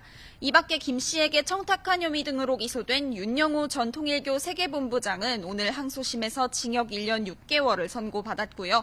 윤 전 본부장에게 청탁을 받은 혐의로 기소된 권성동 의원에 대해서는 내일 항소심 선고 공판이 열립니다. 지금까지 서울 고등법원에서 YTN 신기입니다. 선거유세에 나선 개혁신당 정의안 부산시장 후보에게 누군가 음료를 뿌리고 도주하는 사건이 발생해 경찰이 수사에 나섰습니다. 오늘 부산 금정구 구선아들목 근처에서 유세 중인 정 후보를 향해 승용차 운전자가 음료를 뿌리고 달아났습니다. 정 후보는 갑자기 날아온 음료를 피하려다 넘어지며 땅바닥에 머리를 부딪혀 병원으로 이송됐습니다. 네, 국민의힘이 미국은 정동영 통일부 장관의 북한 구성핵시설 발언에 대해 한미가 관리할 민감 정보가 유출된 것으로 명확하게 간주하고 있다고 밝혔습니다. 국회 정보위 간사인 국민의힘 이성건 의원은 오늘 야당 단독으로 연 정보위원회 이후 정 장관의 발언 이후 미국에서 이상 징후가 있었고 이번 달 초부터 정보 공유 제한 조치가 이뤄져 지금까지 이어지는 것으로 확인됐다고 말했습니다. 이어 정 장관의 발언 이외에는 미국의 정보 제공을 제한할 만한 계기가 일절 없었으며 미국에서도 정 장관 발언을 두고 상당한 불만을 표시한 것은 분명한 사실이라고 설명했습니다. 이같이 한미 관계 이상설이 확산하는 가운데 강경화 주미 대사가 귀국해 조현 외교부 장관을 만나 현안을 논의한 것으로 보입니다. 강경화 주미 대사는 오늘 외교부 청사에서 조현 장관을 비롯해 외교부 간부들을 잇따라 만나 한미 간 주요 현안에 대해 의견을 나눈 것으로 알려졌습니다. 강 대사는 조 장관과 만나 대북 정보 공유 제한 문제와 관련해 사안을 잘 관리해 나가야 하며 계속 키워나갈 일은 아니라는 점에 한미 간 공감대가 있다는 취지로 말한 것으로 전해졌습니다. 네, 북한이 러시아 파병 정사자들을 기리는 기념관을 평양에 짓고 준공식을 성대하게 열었습니다. 러시아 고위급도 대거 참석해 북러 간 밀착을 과시했는데요. 5년 단위의 중장기 군사협력 체결도 예고했습니다. 이종원 기자입니다. 북한 매체들은 해외 군사작전 전투이윤 기념관으로 이름 붙인 러시아 파병 기념관이 착공 6개월 만에 문을 열었다고 보도했습니다. 지난해 4월 26일 러시아가 우크라이나에 빼앗겼던 크루스크 지역을 북한군 참전으로 탈환에 성공했는데 딱 1주년에 맞춰 준공식을 연 겁니다. 러시아에서도 하원 의장과 국방장관이 참석했습니다. 준공을 알리는 연설에 나선 김정은 국무위원장은 북러 관계를 피로 쓴 신의와 단결의 역사로 표현하며 북한군의 희생과 기여를 부각했습니다. 조선 인민의 우수한 아들들이 발휘한 무비의 용감성과 대중적 영웅주의, 불굴의 전투 정신과 고결한 희생에 대하여 언급하셨습니다. 푸틴 러시아 대통령도 대독한 편지에서 북한군을 치켜 세우며 양국 간 포괄적인 전략적 동반자 관계를 계속 강화해 나갈 것을 확신한다고 호응했습니다. 북한군 참전 이후 밀착된 북러 관계가 크루스크 해방 1주년을 계기로 더 진화하는 형국으로 북한으로선 러시아에 좀 더 명확한 파병 청구서를 공식적으로 내민 거란 분석도 나옵니다.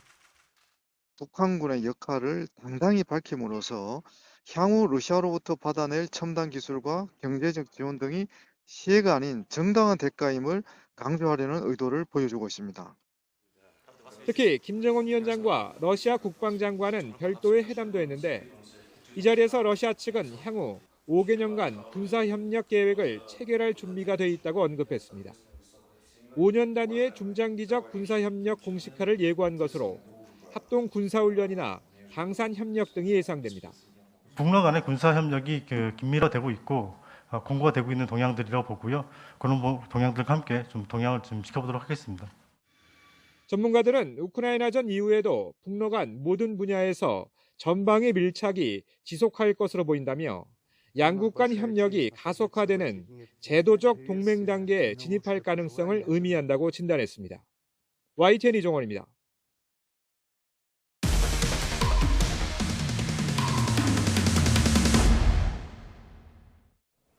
서울 강남에 있는 병원에서 수술받던 환자가 심정지 상태에 빠졌습니다. 마취과 의사와 수술 집도의가 차례로 수술실을 비운 사이에 벌어진 일인데 환자는 석 달 가까이 의식을 되찾지 못하고 있습니다. 송수연 기자의 단독 보도입니다.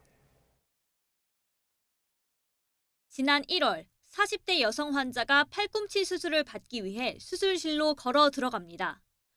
12분 뒤 환자 마취를 끝낸 마취과 전문의 A씨가 수술복을 벗은 사복 차림으로 병원 복도를 나섭니다. 정형외과 집도의 B씨가 수술실에 들어오기도 전이었습니다. 그날만 특별하게 이런 일이 있어서 먼저 간다고 하신 거예요? 보통 프리랜서들은 그런 식으로 일을 하는 게 일반적인 상황인데 원장님이 그렇게 했을지는 정확하게 잘 모르겠습니다. 네, 원장님 오기 전에 저희가 이동한 거라서.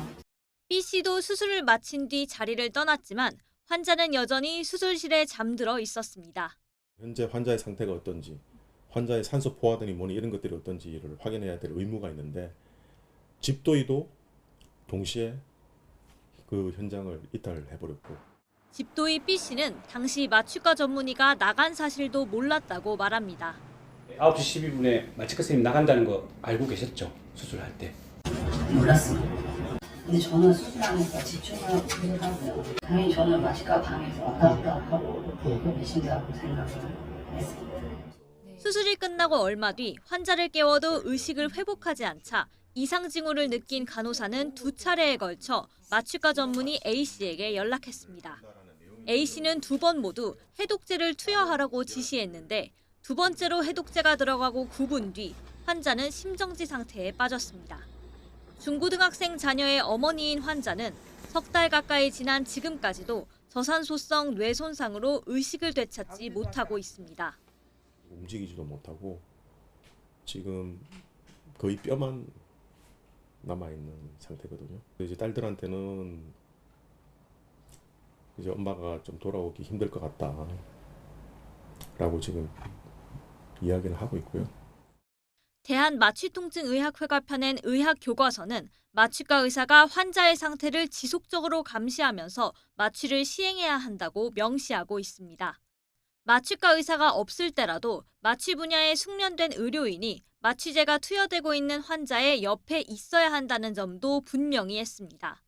환자가 의식을 완전히 회복하거나 회복실로 이동할 때까지 마취 제공자, 즉 의사가 곁을 지켜야 한다고도 강조합니다. 마취과 의사가 바로 옆에 있었다면은 이런 이상 징후를 빠르게 캐치를 했겠죠. 왜 그렇게 바이탈 사인이 흔들리는지에 대한 정보 파악이 빠르게 필요한데 그 부분에서 좀 조치가 좀 늦어졌다 혹은 잘못 조치 취했다라고 할 수 있습니다. YTN 취재가 시작되자 병원 측은 관련 내용을 확인하고 있고 현재는 답변할 수 없다는 입장만 반복했습니다. 가족들은 의료진의 무책임한 행동이 한 가정을 사지로 내몰았다며 집도의와 마취과 전문의를 상대로 법적 대응에 나섰습니다. YTN 송수연입니다. 새벽 시간 서울 마포구 아파트에 야생 멧돼지가 출몰해 붙잡혔습니다. 멧돼지가 포획되기 전 인근 대학교 캠퍼스에서는 목격 신고가 잇따랐습니다. 안동준 기자입니다. 야생 멧돼지 한 마리가 사납게 몸부림칩니다. 목덜미를 잡은 소방대원은 거친 몸짓에 오히려 멧돼지에게 끌려갑니다. 다른 소방대원은 올가미를 걸어보려다 돌진하는 멧돼지를 간신히 피합니다. 서울 마포구에 있는 아파트에 야생 멧돼지가 출몰한 건 새벽 4시 반쯤. 멧돼지는 지하 주차장을 통해 사우나와 세탁실이 있는 주민들의 생활 공간까지 침입했습니다. 말발굽 소리가 갑자기 들리는 거예요, 뒤에서. 더거덕더거덕. 그래서 왜 말발굽 소리 돌아봤더니 멧돼지가 주차장으로 막 뛰어 들어가더라고요. 신고를 받고 출동한 소방대원들은 50여 분 대치 끝에 멧돼지를 포획했습니다. 다만 멧돼지는 포획 도중 폐사했고 구청으로 인계됐습니다. 멧돼지가 잡힌 아파트 길 건너에 있는 이화여자대학교 캠퍼스에서는 며칠 전부터 목격 신고가 잇따랐습니다. 학교 측은 학생들에게 야간 캠퍼스 출입을 자제하라고 안내하고 소방당국이 수색에 나섰지만 며칠째 발견하지는 못했습니다. 마포구 아파트에 나타난 멧돼지와 동일한 개체인지도 확인되지 않았습니다. 서울시에 신고가 접수된 야생 멧돼지는 지난 2022년 205마리에서 재작년 486마리로 매년 증가하고 있습니다. YTN 안동준입니다. 경기 남부경찰청 사이버수사대는 개인 신상 정보와 성 착취물 등을 SNS에 올리며 이른바 박제방을 운영한 혐의를 받는 10대 3명을 검거하고 이 가운데 2명을 구속했습니다. 이들은 지난해 9월부터 7개월 동안 텔레그램 비공개 채널을 개설하고 개인정보와 성 착취 동영상, 허위 명예훼손 게시글 등을 올린 혐의를 받고 있습니다. 박제방에는 10,000명 가까운 인원이 참여한 걸로 조사됐습니다. 이란 전쟁으로 이어지고 있는 고물가, 고유가로 어려움을 겪는 취약계층을 위한 고유가 피해 지원금 신청이 전국에서 일제히 시작됐습니다. 이번 1차 신청 대상은 취약계층으로 최대 60만 원을 받을 수 있습니다. 최기성 기자가 취재했습니다. 인근의 수급자 가구 천여 세대가 거주하고 있는 한 복지관입니다. 오프라인 신청을 위해 현장을 찾은 주민들로 붐빕니다. 55만 원 들어있어요. 내일부터 쓰시고 8월 말일까지 안 쓰면 소멸돼요. 1차 지급 대상은 기초생활수급자와 차상위 계층, 한부모 가족입니다. 지원 금액은 기초생활수급자 1인당 55만 원, 차상위 계층과 한부모 가족은 1인당 45만 원입니다. 여기에 비수도권이나 인구감소 지역 주민이라면 최대 60만 원까지 받을 수 있습니다. 이번 주까지는 출생연도 끝자리 기준 요일제로 운영되고 5월 1일부터 8일까지는 요일 구분 없이 신청할 수 있습니다. 어떤 삶에 도움은 되겠죠. 먹거리나 물이나 생활에 좀 도움이 될 것 같다고 생각하시나요? 그렇죠. 어머님한테도 좀 쓰고 도움은 되겠죠.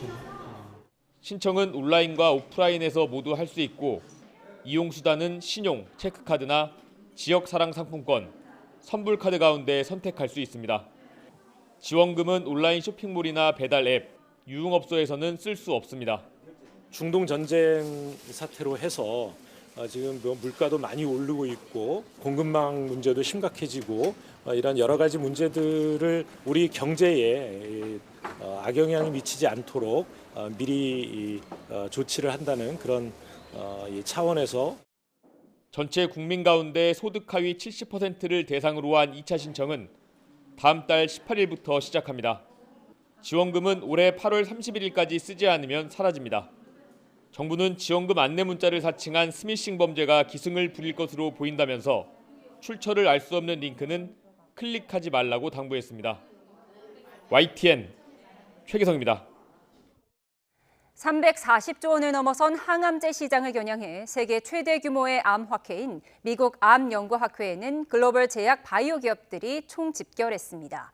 국내 기업은 역대 최대인 약 50곳이 참여한 가운데 암과의 전쟁에서 화두인 종양 미세 환경 극복을 위한 다양한 해법이 제시됐습니다. 샌디에이고에서 이승윤 특파원의 보도입니다. 세계 최대 규모를 자랑하는 미국 암연구학회 AACR이 열린 샌디에이고엔 전 세계 2만 명 이상의 전문가와 글로벌 제약 바이오 기업이 모였습니다. 현대바이오사이언스와 삼성바이오로직스 등 국내 기업들은 역대 최대인 약 50곳이 참여했습니다. 올해 암과의 전쟁에서 화두는 암세포가 항암제나 면역을 피하는 문제를 암세포 주변 환경 제어로 해결해 항암제 치료 효율을 높이는 것.